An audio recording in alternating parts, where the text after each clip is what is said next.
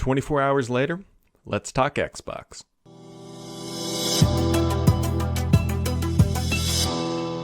And specifically, we're going to be talking about the Series X because after placing my order on September 22nd, the console arrived yesterday from FedEx right on time, right as expected, and there's a lot to sort of digest and understand. It was sort of a euphoric moment, candidly, because I started writing about this console way back in June of 2018 after we got some tips about Scarlett, and then Phil Spencer started talking about it at E3, and then in December of 2018, I got a big digestion of information published.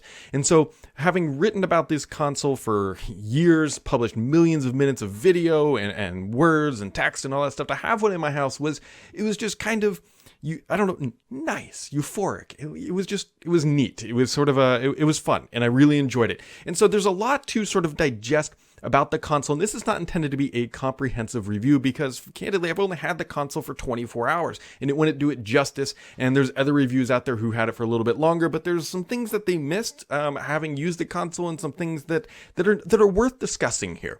And so the first thing I want to point out is, honestly, just the unboxing experience. Yes, you've probably seen everybody open the lid up, and it's split out of 45 like a nice high-end watch box, candidly, but what I've since learned is that that's actually an accessibility feature. And so what that's designed to do is make it easier to open the console. But that has a pretty big benefit. Obviously, making it easier for everyone to open the box is always a good thing. But the way the console has presented itself just right out of the gate is really, really well done. Microsoft did a good job here. And the fact that it's making it more accessible to everyone on the planet, that's a win-win for everybody involved. And so you pull it out, and Microsoft did a good job with the rest of the packaging material, covering it in various different textures and everything to help keep it nice, safe, and pristine. And then you get your fingerprints on it, and it's all going downhill from there.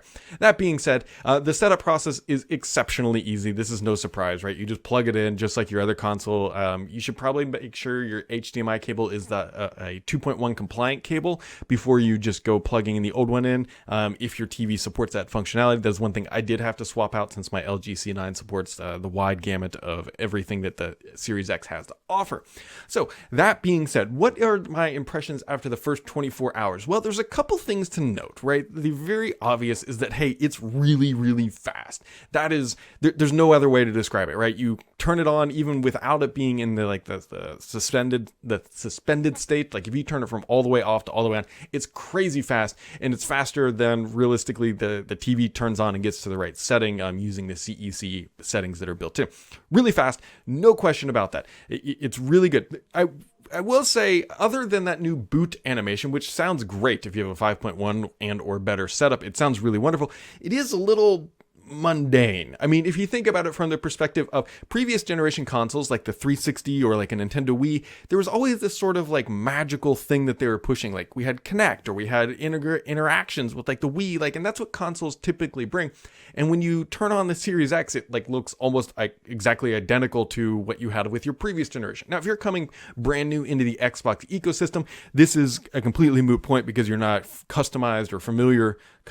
you're not accustomed to the previous generation consoles, and so that doesn't really matter. But you boot it up, you're like, hey, this just kind of looks the same. And especially because Microsoft pushed that latest update out to the One series that brought in the same UI elements, except you do get dynamic backgrounds, which are nice, but they're a little undersold. I think they need to do some work there. But then there's also some challenges with the dashboard. For one thing, it's not 4K. If you have a 4K TV, this can be a little bit frustrating. It's also not HDR. And the reason why I bring this up is that if you are on the dashboard and you jump into a game that supports that functionality, say Ori, which is a fantastic example of something that should be played on this console, you get the pop-ups on your TV. Now, granted, I might be able to turn these off on my TV, but whatever. I shouldn't have to go change things on my end because this is an annoying thing. But what happens is, so you jump into the game and it goes instant game response launched, HDR launched, 120 hertz launched. And because it supports all that stuff, which is fine. That is absolutely fine. But then the problem is you jump back to the dashboard and then you jump into another game because the dashboard doesn't support 4K or HDR or 120 frames per second. Like all that stuff turns back off. Then you launch another game and all those notifications fire again. It's a little, Microsoft, make the dashboard 4K HDR and life will be just a lot better. I don't know why they didn't do that. Just a little interesting thing. But once you jump into games, blazing fast, right? The one thing that most people didn't point out is that is frustrating, and this isn't an Xbox thing, and there are some Xbox workarounds, but they're not ready yet, is while load screens are pretty much non-existent, the things that do still happen is when you start a game up fresh, it's like you got to look through all the stupid publisher animation. It's like, here's the publisher animation, here's the developer animation, here's the platform animation, here's the taco truck that came every second Tuesday of the month animation, and like that stuff still exists, and it's really frustrating. Now, Quick Resume will work around this, and Quick Resume, when it's supported across every single game that I play, will be great, because then you can effectively bypass that. But for now, you can't. Like, you still got to sit through those stupid animations, and there's just not much that you can do about it. And so the speed is good. That is really, really good. The titles, there's no other real way to describe the launch lineup as pretty anemic. Now, Microsoft has done some stuff with the backwards compatibility titles that are Series X and S that are optimized. That's great. But there's nothing new and fresh. Now, that being said, if you do have one of these TVs and everything supports it, go play Ori. Just go play it, because you get the 120 frames per second. You get the full experience, even though it's a title I've already played, but I really like it. The animations, the colors, it's beautiful. It is a showpiece, and candidly, I think Microsoft should have included this game for free in the box with some sort of expansion or update, because PlayStation 5 has Astro Playground. Ori would have been a fantastic counterpoint to that. Be like, look, here's 120 frames per second. Here's 120 hertz. Here's HDR. Here's everything that this console can do in a very small little package, because Ori is a pretty small game after all. And that would have been something that was nice. Other little tidbits that have come up, for example, if you save, this is honestly probably just a bug on my end. So you're probably seeing a bunch of Call of Duty clips, just me playing around, just having a good time. I'm not really that good, by the way. I definitely edited this to make myself look better than I actually am.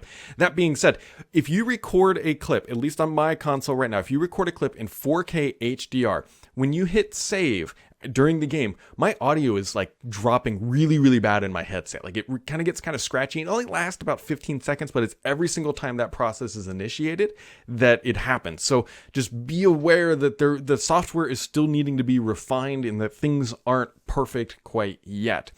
So that is kind of like the big things after 24 hours. I mean, there's some people who are having issues with their disk drive where it makes a clicking sound. So definitely give that, a shot to make sure you don't have any issues there. There was some smoking stuff, but that was proven to be fake. People just vaping into their consoles, which was really, really dumb. Just trolls trying to be trolls. So overall, 24 hours in, it's interesting, because I joked for a while that I was not going to buy a new iPhone, because I have a 10S and I wasn't going to buy a 12, because I was going to buy a 12 if I'm just going to open the same 3 apps, and there's no need to do it.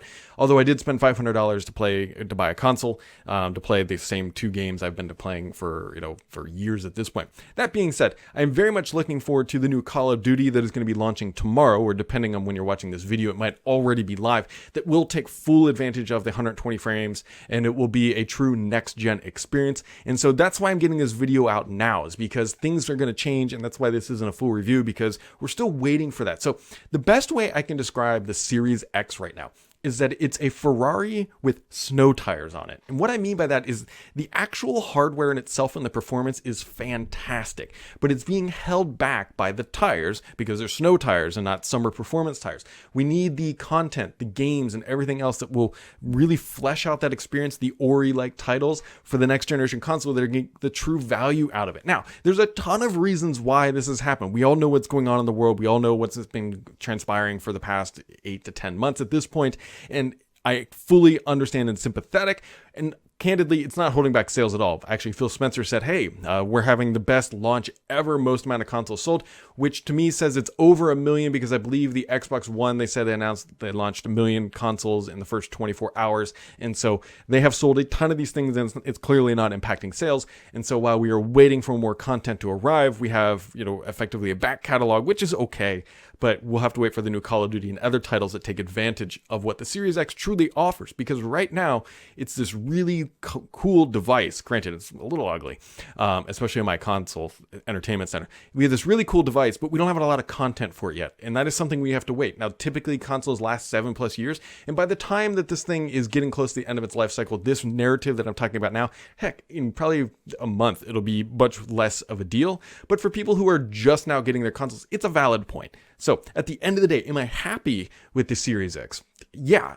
obviously. I've pointed out some things that I think are fair critiques of the setup right now, and those will be improved. And fortunately, other than the disk drive making some clicking noise, all of it can be improved via software, and it absolutely will be. We've already gotten one update. Microsoft has already proven time and time again that they can update a console very, very easily, and so I'm not too worried about it. Things are definitely going to be getting not just better, but fantastic. Once all the games support quick resume, once all the games are 120 frames per second, once the dashboard is 4K HDR, the console is going to be flying, and it's already really fast. It's already super quiet. I have no issues with heat output. I have no issues with audible noise. I have no issues with the speed and performance of the console. I had no issues pairing the controller. I had no issues bringing my old headset with me.